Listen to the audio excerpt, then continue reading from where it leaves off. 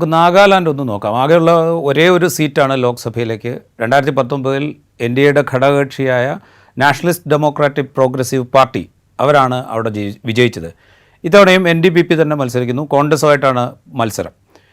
കഴിഞ്ഞ വർഷം നടന്ന നിയമസഭാ തെരഞ്ഞെടുപ്പിൽ നാഗാലാൻഡിൽ കോൺഗ്രസിന് ഒരു സീറ്റിൽ പോലും ജയിക്കാനായിട്ടില്ല. 60 അംഗ നിയമസഭയിൽ NDPP 25 സീറ്റും BJP 12 സീറ്റുമാണ് നേടിയത്. ഈ നാഗാലാൻഡിലെ സ്ഥിതി കോൺഗ്രസിന് അത്രത്തോളം വലിയ പ്രതീക്ഷയ്ക്ക് വകയില്ലെന്ന് തോന്നുന്നു. കാരണം ഒറ്റ വർഷം മുമ്പ് നടന്ന നിയമസഭാ തെരഞ്ഞെടുപ്പിൽ ഒരു സീറ്റിൽ പോലും ജയിക്കാൻ അവർക്ക് സാധിച്ചിട്ടില്ല. പക്ഷെ നാഗാലാൻഡിൽ ഇത്തവണ കോൺഗ്രസ് റാലികൾക്ക് വളരെ ആയിട്ടുള്ള ഇപ്പൊ ഈ പറഞ്ഞ രീതിയിൽ അവിടെ നടന്നിട്ടുള്ള BJPയുടെ റാലികളിൽ ഏതാണ്ട് ആയിരക്കണക്കിന് മാത്രം പേര് പങ്കെടുക്കുകയും നൂറുകണക്കിന് സീറ്റുകൾ ഒഴിഞ്ഞു കിടക്കുകയും ചെയ്തിട്ടുള്ള സ്ഥലങ്ങളിൽ ഏതാണ്ട് 4 ലക്ഷത്തോളം പേര് ഇപ്പം നാഗാലാൻഡ് പോലുള്ള സ്ഥലത്തൊക്കെ അത്തരം വലിയൊരു റാലി സാധാരണഗതിയിൽ നടക്കാറില്ലാത്തതാണ്. പക്ഷെ അതിനൊരു വലിയ റാലികളെല്ലാം അവിടെ കോൺഗ്രസിന് നടത്താനായിട്ട് പറ്റിയിട്ടുണ്ട് എന്നുള്ളത് ഇപ്പൊ പ്രാദേശികമായിട്ടുള്ള അവിടുത്തെ പത്രങ്ങൾ വരെ വളരെ വളരെ അത്ഭുതത്തോടു കൂടി റിപ്പോർട്ട് ചെയ്യപ്പെട്ട കാര്യങ്ങളൊക്കെയാണ്. കോൺഗ്രസ് ഭയങ്കര ഉജ്ജ്വലമായിട്ടുള്ള റാലിയാണ് നടത്തിയിട്ടുള്ളത്. അതുകൊണ്ട് തന്നെ അവിടെ ഒരു വലിയ ഒരു സംഭവങ്ങളുണ്ട്. മാത്രമല്ല ഈ നാഗാ പീപ്പിൾസ് പാർട്ടി കുറച്ച് പ്രശ്നം സൃഷ്ടിച്ചുകൊണ്ട് ഈ ഈസ്റ്റേൺ നാഗാലാൻഡ് പീപ്പിൾസ് ഓർഗനൈസേഷൻ തെരഞ്ഞെടുപ്പ് ബോയ്ക്കോട്ട് ചെയ്തിട്ടുണ്ട്. അപ്പോൾ കാരണം ഈസ്റ്റേൺ നാഗാലാൻഡിലെ പ്രദേശങ്ങളിൽ ഒരു തെരഞ്ഞെടുപ്പ് ബോയ്ക്കോട്ട് എങ്ങനെയാണ് ഈ NPPCയുടെ മറ്റേ പ്രവർത്തനങ്ങളെ അല്ലെങ്കിൽ അവരുടെ സാധ്യതകളെ ബാധിക്കുന്നത് എന്നുള്ളൊരു സംശയമൊക്കെ ഉണ്ട്. പക്ഷെ സ്വാഭാവികമായിട്ടും കഴിഞ്ഞ തൊട്ട് മുമ്പാണ് അവരുടെ നിയമസഭാ തെരഞ്ഞെടുപ്പ് നടന്നത്. അവിടെ വലിയ എഡ്ജ് ഇവർക്കുണ്ട്. അതുകൊണ്ട് തന്നെ അവിടെ എത്രമാത്രം മത്സരമുണ്ട് എന്നതിനെ കുറിച്ച് നമുക്ക് പറയാൻ പറ്റില്ല. പക്ഷേ കോൺഗ്രസ് പൂർണ്ണമായും എഴുതി തള്ളേണ്ട ഒരു അവസ്ഥയിലല്ല നാഗാലാൻഡിൽ എന്നുള്ളതാണ് തോന്നുന്നത്. ഈ ബോയ്ക്കോട്ട് ഈ ഇപ്പോൾ പറഞ്ഞിരിക്കുന്ന ഈ സംഘടന ബഹിഷ്കരണം പ്രഖ്യാപിച്ചത് അത് എത്രത്തോളം ഇമ്പാക്റ്റാണ് ഉണ്ടാക്കുക? അതൊരു വലിയ ഇമ്പാക്റ്റ് ഉണ്ടാക്കാൻ സാധ്യതയുള്ളതാണോ?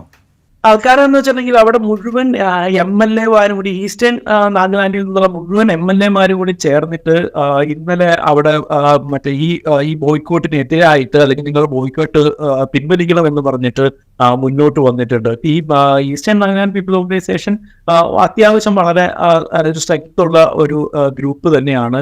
അത് എത്രമാത്രം അവരെ ഈ തെരഞ്ഞെടുപ്പിന് മുൻപായിട്ട് അവരിൽ ഇതിൽ നിന്ന് ഈ ബോയ്ക്കോട്ടിൽ നിന്ന് പിന്മാനിപ്പിക്കാനായിട്ട് സാധിക്കും എന്ന് നമുക്ക് അറിയില്ല. പക്ഷെ ഇപ്പൊ നിലവിൽ ഇവരുടെ പ്രചരണ സമയത്ത് അതൊരു ഭീഷണിയായിട്ട് അവർക്ക് നിലനിൽക്കുന്നുണ്ട്. അത് പ്രായോഗിക തലത്തിൽ എത്രമാത്രം പ്രശ്നം ഉണ്ടാക്കുമെന്നൊന്നും നമുക്ക് പറയാൻ പറ്റില്ല. ഇപ്പോൾ നമ്മൾ മിസോറാമിലേക്കാണ് പോകുന്നത്. മിസോറാമിലും ഒരൊറ്റ സീറ്റേ ഉള്ളൂ. മുഖ്യ മത്സരം മിസോ നാഷണൽ ഫ്രണ്ടും സോറം പീപ്പിൾസ് മൂവ്മെൻറ്റും തമ്മിലാണ്. ഇന്ത്യൻ നാഷണൽ കോൺഗ്രസും BJPയും മത്സരരംഗത്തുണ്ട്. മിസോറാം പീപ്പിൾസ് കോൺഫറൻസും മത്സരിക്കുന്നുണ്ട്. 2019 മിസോ നാഷണൽ ഫ്രണ്ടാണ് വിജയിച്ചത്. 2009-ലും 2014-ലും കോൺഗ്രസ് ജയിച്ചിട്ടുണ്ട്. നേരത്തെ കോൺഗ്രസ് പലവട്ടം അവിടെ ജയിച്ചിട്ടുണ്ട്. ശ്രീത്ത്, ഈ രണ്ട് പ്രാദേശിക കക്ഷികൾ തമ്മിലുള്ള മത്സരത്തിനിടയിൽ കോൺഗ്രസിനും BJPക്കും എത്രമാത്രം സാധ്യതയുണ്ട്?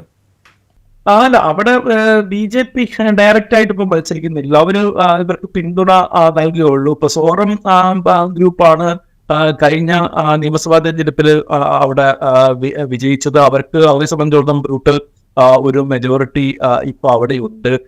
അതുകൊണ്ട് തന്നെ അവിടെ കോൺഗ്രസ് പുറത്തേക്ക് തള്ളപ്പെടുകയും അവരുടെ പ്രാദേശികമായിട്ട് മിസോറ ഗ്രൂപ്പും സോറൻ ഗ്രൂപ്പും തമ്മിലുള്ള ഒരു മത്സരമായിട്ട് മാറുകയും ചെയ്യുകയുള്ളൂ.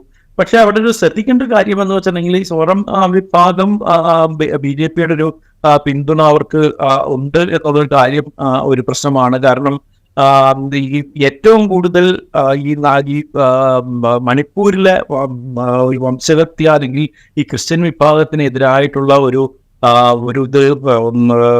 ആക്രമണം ഏറ്റവും കൂടുതൽ ബാധിച്ച സംസ്ഥാനങ്ങളിൽ ഒന്ന് മിസോറാമാണ്.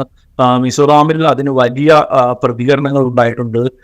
BJPക്ക് എതിരായിട്ടുള്ള വലിയ മൂവ്മെന്റുകൾ അവിടെ ഉണ്ടായിട്ടുണ്ട്. വലിയ പ്രകടനങ്ങളും സംഭവങ്ങളും നടന്നിട്ടുണ്ട്. അതുകൊണ്ട് തന്നെ അത്തരം വികാരങ്ങൾ, ഈ ക്രിസ്ത്യൻ ഗ്രൂപ്പിന്റെ വികാരങ്ങൾ എങ്ങനെ അവിടെ ഈ കോൺഗ്രസിന് അനുകൂലമായിട്ടൊരു പക്ഷം മാറിയേക്കാം എന്നുള്ളതാണ് അവിടെ ഒരു കൗതുകം. അല്ലെങ്കിൽ അല്ലാതെ നോക്കിക്കഴിഞ്ഞിട്ടുണ്ടെങ്കിൽ കോൺഗ്രസ് അവിടുത്തെ ഒരു ചെറിയ പ്ലെയർ മാത്രമാണ്. ഒരുപക്ഷെ 3ാം സ്ഥാനത്തേക്ക് പോകാവുന്ന ഒരു പാർട്ടി മാത്രമാണ്. പക്ഷെ ഈ മാറ്റം അല്ലെങ്കിൽ ഈ മണിപ്പൂരിന്റെ പ്രതികരണം മിസോറാമിൽ വളരെ സ്ട്രോങ് ആയിട്ട് ഉണ്ടായി കഴിഞ്ഞിട്ടുണ്ടെങ്കിൽ ഒരുപക്ഷെ കോൺഗ്രസിന് അനുകൂലമായിട്ടുള്ള ഒരു സംഭവം ഈ തെരഞ്ഞെടുപ്പിൽ ഫോം ചെയ്ത് വരാനുള്ള സാധ്യത വലിയ കാര്യമായിട്ടുണ്ട്. ഈ മണിപ്പൂരിൽ കുക്കികൾക്കെതിരായിട്ടുള്ള ആക്രമണം നടന്നപ്പോൾ അവിടെ നിന്ന് ഈ കുക്കിസോ മിസോറാമിലേക്കാണ് കുറേ ആളുകൾ പോയത്. അവരെപ്പോഴും അവിടെ ഉണ്ട്. അത് അവിടുത്തെ ജനവിഭാഗങ്ങളിൽ വലിയ സ്വാധീനം ഉണ്ടാക്കാനൊരു സാധ്യതയുണ്ടെന്ന് ചുരുക്കം.